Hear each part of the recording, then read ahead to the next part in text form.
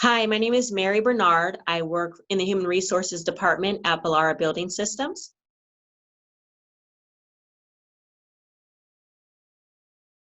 My advice for new applicants that are new to the process, I would suggest that when you're done completing all of the questions, just to double check, go through, make sure that you've answered everything clearly, correctly, be honest with the information that you provide. If companies find out that information that you shared was not correct, was false, that is, something that would prevent you to be employed with a company. So just be honest.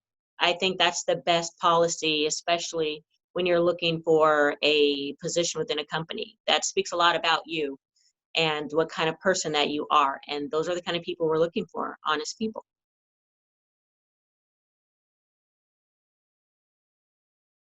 I would recommend for candidates that do not have any previous work experience to list skills that came from maybe classes that they've taken, academies in their school. So if it's a construction, then just relatable experience to what you're applying for. If that's wood shop, I've used a hammer, I've used a saw, whatever those types of experiences that you have that makes sense for the position you're applying for. Any communication experiences, communication skills, any presentations and things that you've done like that, anything that highlights your capabilities, your qualifications for the type of work that you're applying to do is only going to help you in the application process. Even like building that shed with dad in the backyard, those types of experiences are going to be helpful. For the interview, I would say that as far as appearance and dress code, I would say dress the part. It depends on what type of position you're interviewing for. If you're interviewing for clerical type work, it's still construction trades, but it's, for a clerical position, I would say dress business casual for the most part. If you're interviewing for a warehouse type position or a laborer type position, I would say, you don't necessarily have to show up in a suit unless you want to, but definitely business casual, nice button-up shirt, nice slacks or khaki pants, something like that. You don't have to wear a tie. It just kind of depends on which type of employer you are interviewing with.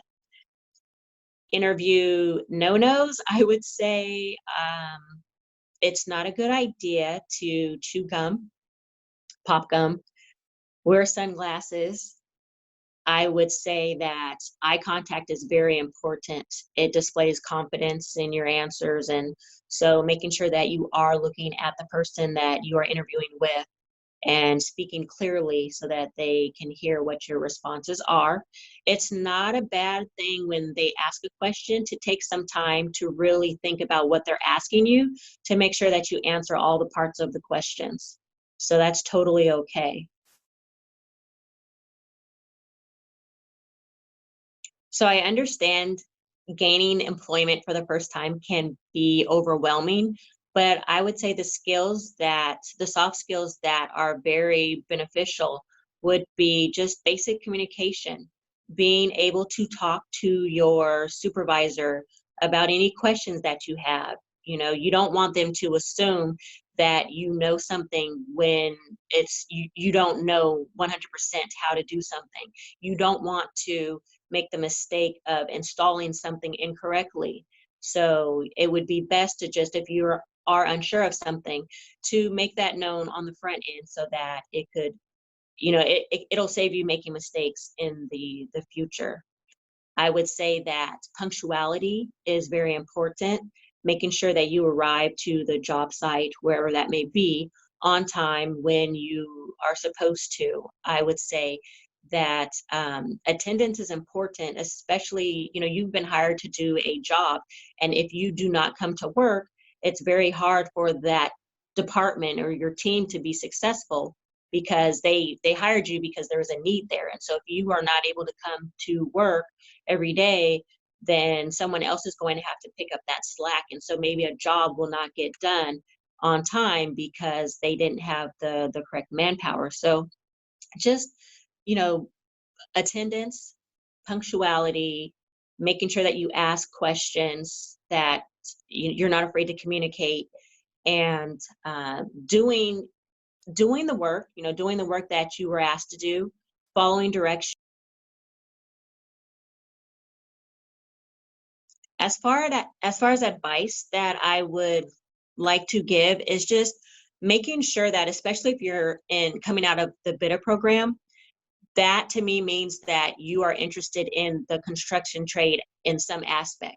And so I would suggest making sure that whoever your instructor is, they probably have contacts in the trades. And so making sure that you let them know what type of work you are looking to get into, because they might know someone that they can refer you to, which might result in a position for you with that employer.